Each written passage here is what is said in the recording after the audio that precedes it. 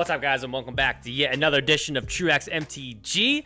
My name is Truax, also known as your boy Will, and we are back at it again with yet another new deck, this time from the new set, or with new cards from the new set, Ikoria.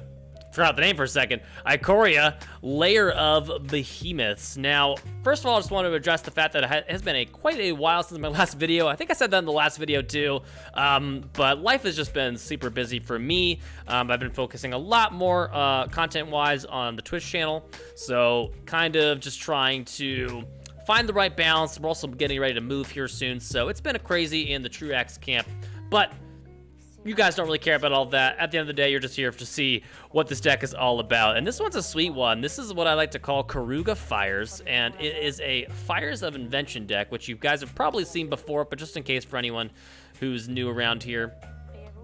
Fires of Invention reads 3 in a red enchantment. You can cast spells only during your turn. You can cast no more than 2 spells each turn, but you may cast spells with converted mana cost less than or equal to the number of lands you control without paying their mana cost. This essentially lets you cast 2 free spells every single turn, and the way we kind of abuse that with all that extra mana laying around, we play cards like Kenrith, who has a gazillion activated abilities. The one we're going to use most of the time, though, is the one that gives our creatures trample and haste, and then Cavalier Flame, which gives our creatures haste as well, but also buffs our team +1/+0.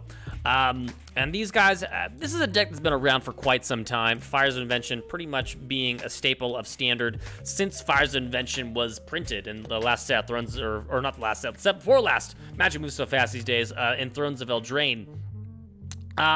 But we're bringing this archetype back. It's kind of been somewhat dormant, and the reason we're bringing this guy back is we wanted to play a new card, and this guy, you're going to notice he's kind of off to the side here. Keruga the Macro Sage. 3 hybrid, green-blue, legendary creature, dinosaur hippo. First of all, that's awesome. But it has a new mechanic from Ikoria, Companion. Your starting deck contains only cards with converted mana cost 3 or greater and land cards. So what does this mean? So basically, what Wizards decided to do was, let's add commanders to Standard. Let's see how it goes. And that's kind of what Keruga and all the other companions of the new set are. They hang out in your companion zone at the beginning of the game, so you essentially start with an 8-card hand, and you get to cast it once per game. And by that I mean, if it dies, it doesn't go back to the command zone like it would in Commander. It'll die, go to the graveyard. If it gets countered, go to the graveyard, exiled, whatever. So basically, you just always have at least 1 card you get to start off the game with, regardless. And when he enters the battlefield, draw a card for each other permanent you control, converted mana cost 3 or greater. And in this deck, we of course have quite a few of those. Fires of Invention, namely, lets us put all these, again, lets us put all these permanents into play for free. So once we get a few things on the battlefield, we cast Keruga, draw a bunch of cards, and hopefully win from there. The other major new card we're looking at in this deck is Genesis Ultimatum. So they completed the Ultimatum cycle from way back when, and these are for the enemy cycle lands. So in this case, green, blue, and red. Sorcery, Genesis Ultimatum reads, look at the top 5 cards of your library, put any number of permanent cards among them onto the battlefield and the rest into your hand, then exile Genesis Ultimatum. So with your 7 lands, once you get those into play, you can cast Genesis Ultimatum for free with a Fires of Invention in play, and then use all that extra mana to use your Kenrith and Cavaliers, whatever else, to hopefully win the game. Hopefully you hit some. Sometimes you do whiff and you hit some lands, but even that can sometimes be useful as well. So this is still basically a more or less a basic Fires deck. We're also playing Uro, Titan of Nature's Wrath, as another ramp card that lets us get to our higher casting cost cards faster. We have Bonecrusher Giant to deal with early threats, because the Stomp side, despite being 2 mana, is still on a 3 mana creature. So the Adventure kind of circumventing the Keruga part of the restriction of the deck. And you already read this card, but 4/3, whenever it comes to target spell, deal 2 damage to the spell's controller. It's mostly here as cheap removal as well as a threat if need be. And then we have our boy Teferi.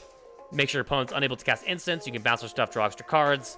And then Deafening Clarion, nice little Wrath effect. I've seen other people playing with cards like Narset, other Planeswalkers, but I'm kind of, I don't know. The fact that there are so many cheap creatures in the format right now, between the Rakdos decks and other various aggro decks you see running around, having the sweeper there is really nice.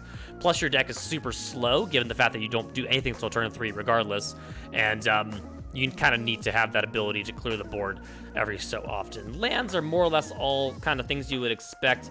The only real new land we have in the deck right now is one of the new tri-lands. So as Battlefield Tapped, has cycling for 3, so you can discard it for 3, then draw a card, and then it adds green, blue, or red.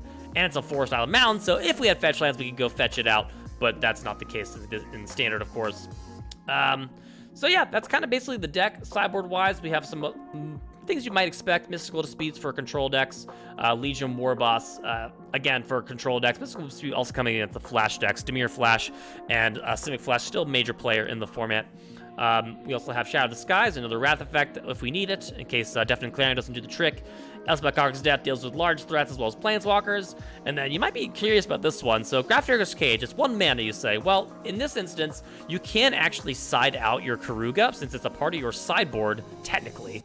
And then bring the Grafdigger's Cage in for the pesky graveyard decks, which there are a lot of. I suspect we may see a Rakdos or some sort of variation of the Lurrus Companion in the game we play coming up. So that's kind of the basic deck tech. We're going to do that. We did that deck tech, and then we're going to do one more game. We're going to do one match for this one, make it a quick video. So if you guys enjoy it, make sure you hit that like button, make sure you hit that sub button. Let me know down in the comments what you think of the deck, and I'll see you guys in the games.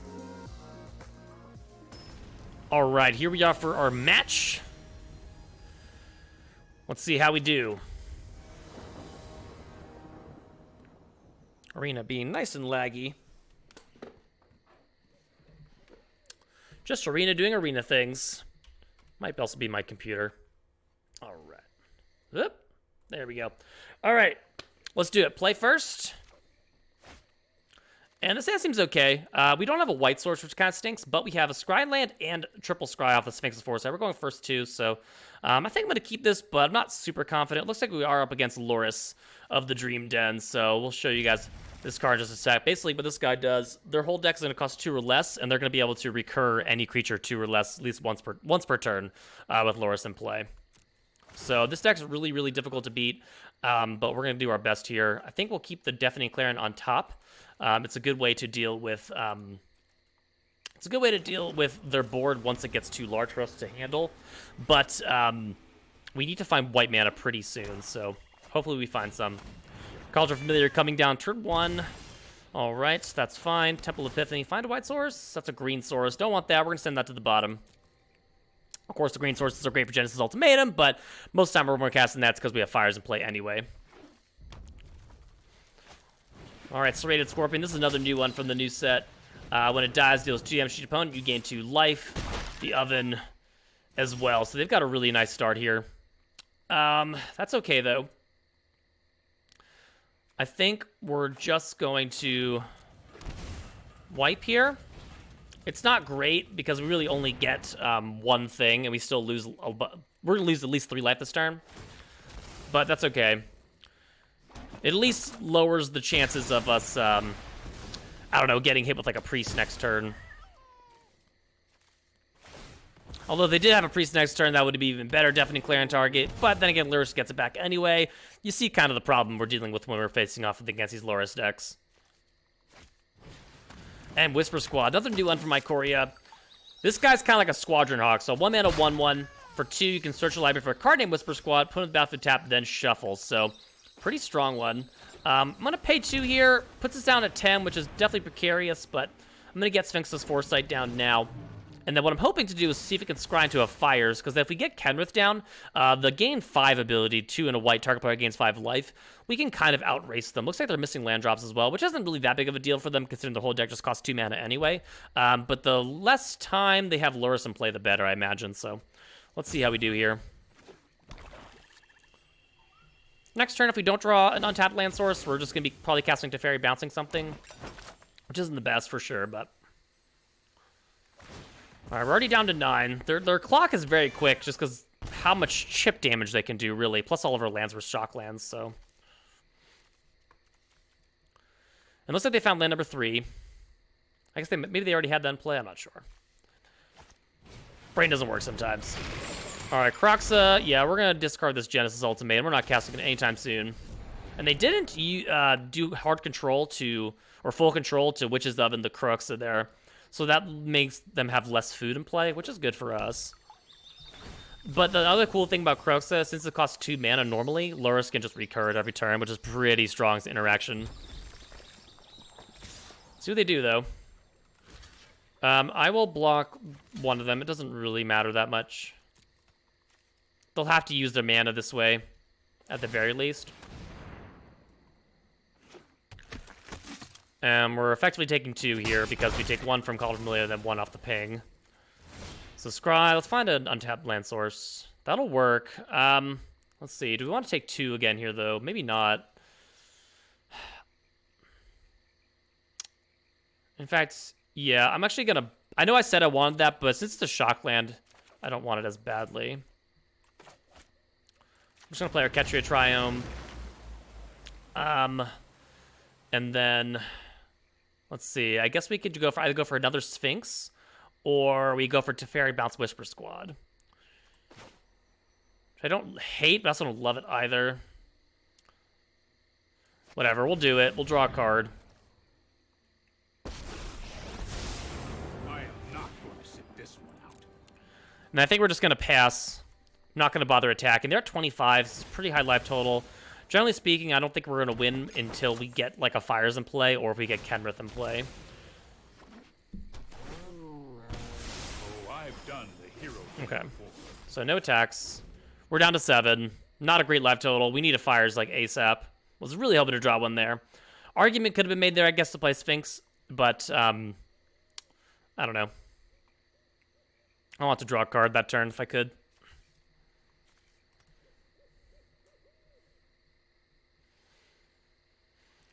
Oh boy.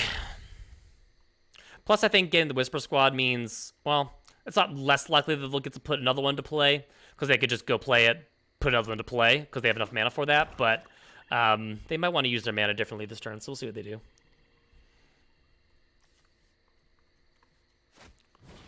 Call the Death Dweller, that's pretty good. That means they basically get 2 creatures back, and they get to put counters on things, so yeah. Definitely Clarion would be nice to draw here. Oh, perfect.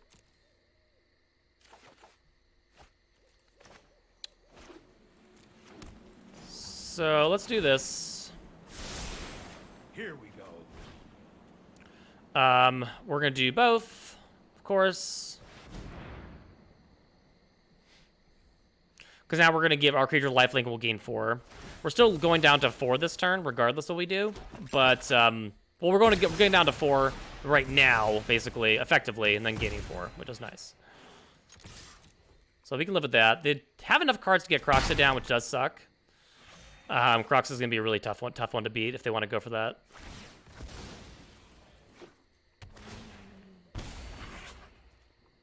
But who knows? Maybe we get lucky. I feel like we didn't have the luxury of not doing that turn, though. But Kroxa is problematic.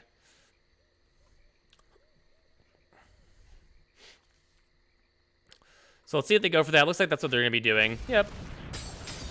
I guess we'll discard the Sphinx. It's not great, but it is what it is.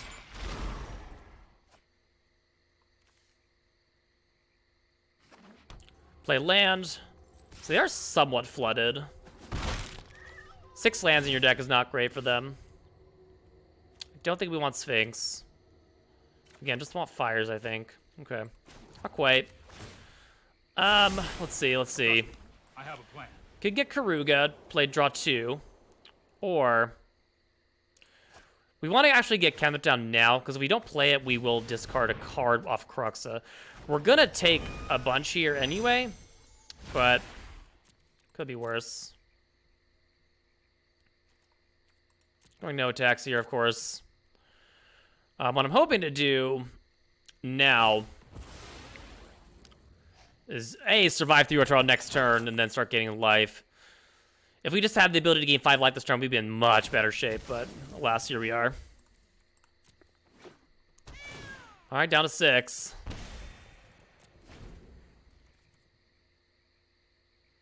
I wonder if they'll go for Lurrus this turn. Probably not. Okay. That's fine. God. Alright. Wait, no, I can't do that, can I? Hold on a second. So, They can get back Serrated Scorpion this turn.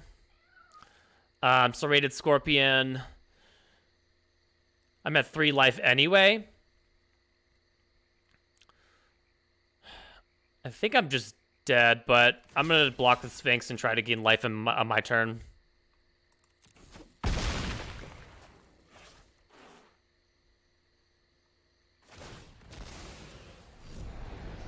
Okay, they figured it out, yeah.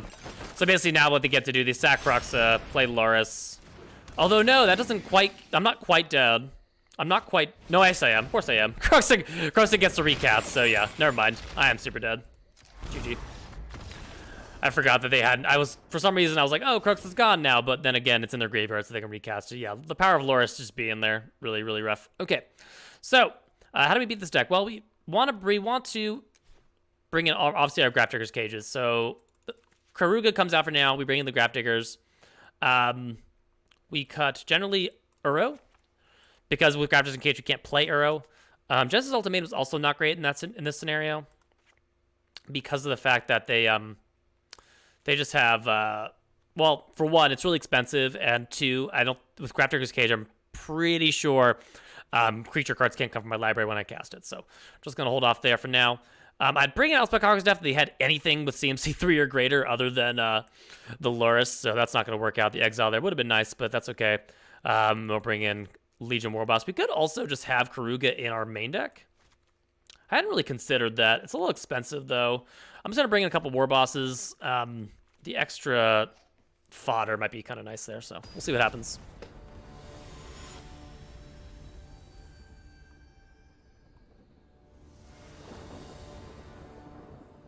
All right, on the play. We have a Grafdigger's Cage in our hands, so snap keep. A lot of these players, I haven't seen them bring in much graveyard hate yet, but you know it's coming. Grafdigger's Cage is starting to become a staple of the format, so we'll see if they have the removal for it. Looks like the mulligans and cage.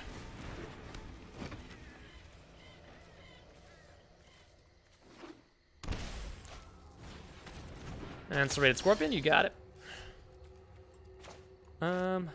Let's play Ketria. I'm not going to worry about killing that thing yet. If they played something like, oh, Dreadhorde Butcher, that's pretty good.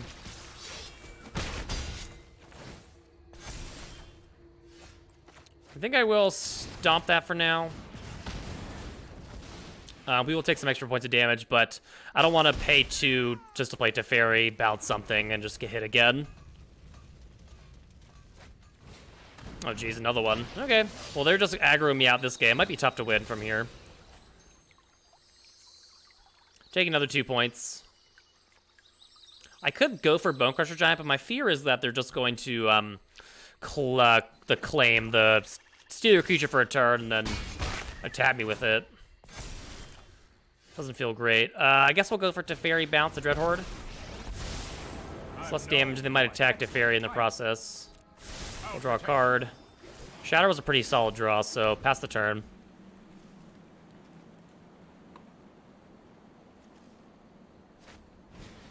Cauldron Familiar, you got it. And Dreadhorde. All right.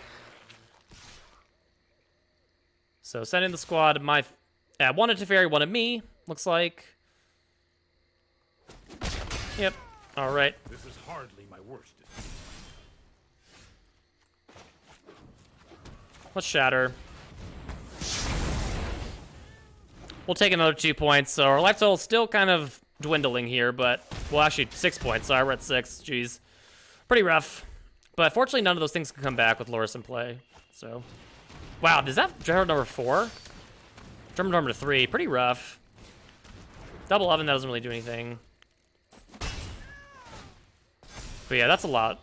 That's kind of a lot. Okay. Let's play 2 things this turn.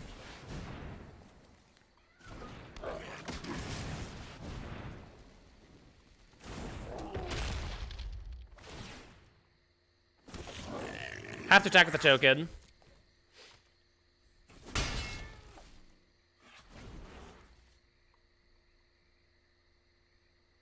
Now, Dad just 1 card in hand with a Luris as well. Again, Loris doesn't really do anything much anymore with the Grafdigger's Cage in play, so mostly just scared of this Dreadhorde Butcher.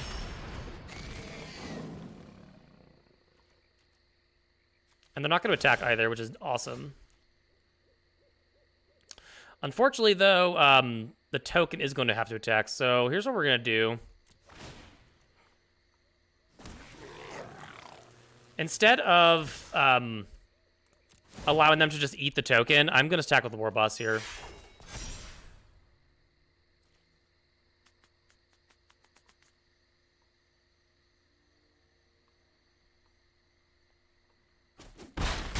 Alright, they don't do anything. I'll go for Sphinx, and then play land.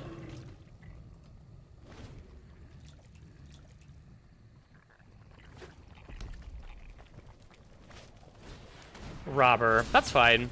Robber's not going to be doing anything. If they want to attack and try and steal a card, that's fine. We get to eat the creature anyway. It's a fairy. Great. That's a great hit, actually.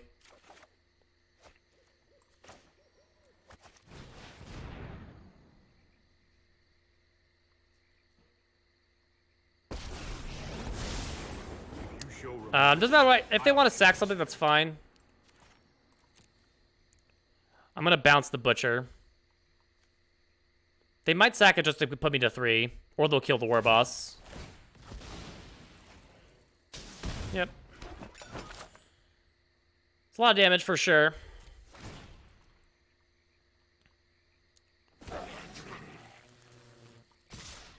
I'm gonna jam all of these guys.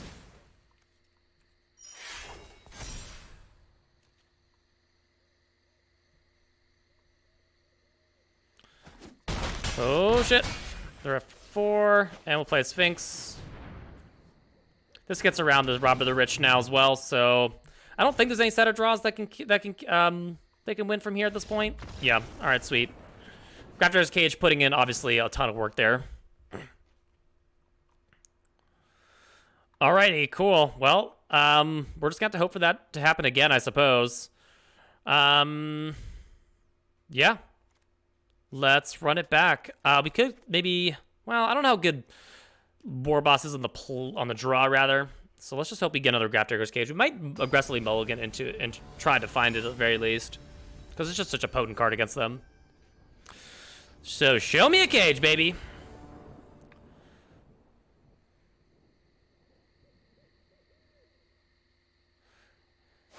No cage. We're gonna mulligan this regardless anyway. There's our cage, perfect. We're gonna pitch the Cavalier. And we're gonna get 3 Scries, which is great. All lands. I'm definitely gonna get rid of some of these, at least one. We actually need another blue source as well. Maybe we'll just bottom both of these and keep the blue. Oh, sorry, we had a breeding pool in hand, never mind. I'm just talking nonsense. Alright, Grafdigger's Cage, get in there. We already have the blue, so we actually probably should have left at least one of those lands on top. Hopefully we don't get mana screw, baby.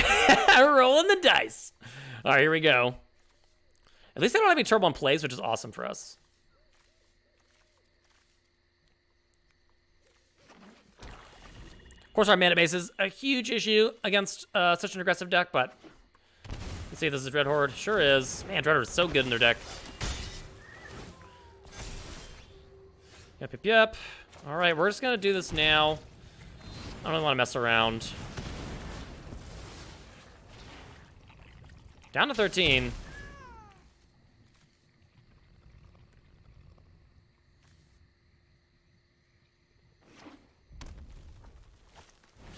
Which is Oven, don't care. Reason for God and Gods, kind of care. Alright, I'm just gonna kill that.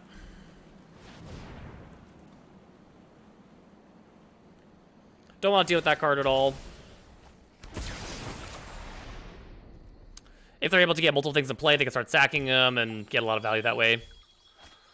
Oh, they're just playing Loris. That's awesome for us. Unless they have another land, or another, like, swamp, you know, cat or something. Swap oven. Don't care. Oof. All right, we're instantly regretting losing one of those lands. That could be the way we lose this match. Oh no! They're kind of flooding out as well, which is awesome. Kroxa, don't care. Pitch a Sphinx. They do have enough cards in the yard, though, to get it back into play if they sack one thing. Oh, no, that's a lot of damage. Oh, God. Okay, I'm down to not very much. We're going to lose that Kroxa probably more than anything, because they're just going to get to recast it again. Oh, baby. Well, that stinks. Really? Yeah. That's game. I guess I should have kept the lands. I don't know.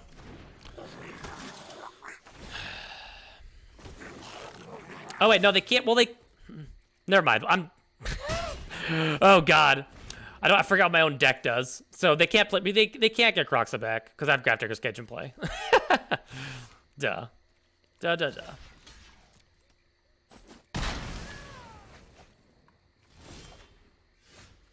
Oh, boy.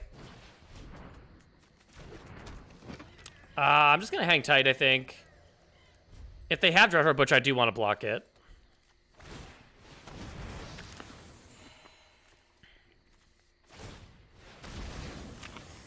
But yeah, not having them keeping the lands was obviously a huge error.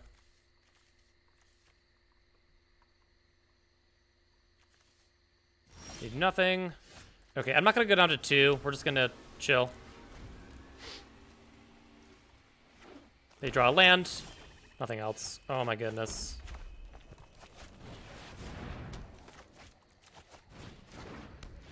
Oh, that was really stupid. What I should have done there was play the Kenrith in case they have another Act of Treason.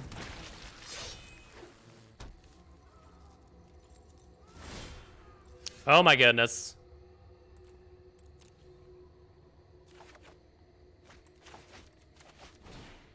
Play Kenrith. Good lord. They scoop. Wow. Oh my goodness. My commentary was heinous, but we still managed to win the game by the skin of our teeth. Goodness me. All right, y'all. That is Keruga Fires. We took down Rakdos Luris, one of the top dogs of Standard. Despite my poor commentary towards the end of that match there, I think this deck is pretty sweet. As you saw, once we're just able to get into the late game, cast a Kenrith, they mostly just scoop. They can't race the gain 5 life. Grafdigger's Cage pretty much shuts down their whole deck, and we were fortunate enough to draw both games. Both are sideboard games. Game 1 obviously fairly difficult, but you can get there if you're lucky.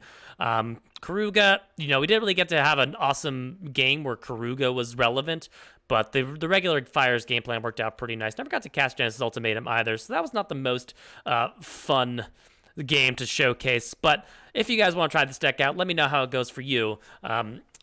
Let me know your best ultimatums. Let me know your best Keruga draws. Again, my name is Will. This has been Truax MTG. I'll see you guys on the next video. Have a good rest of your night.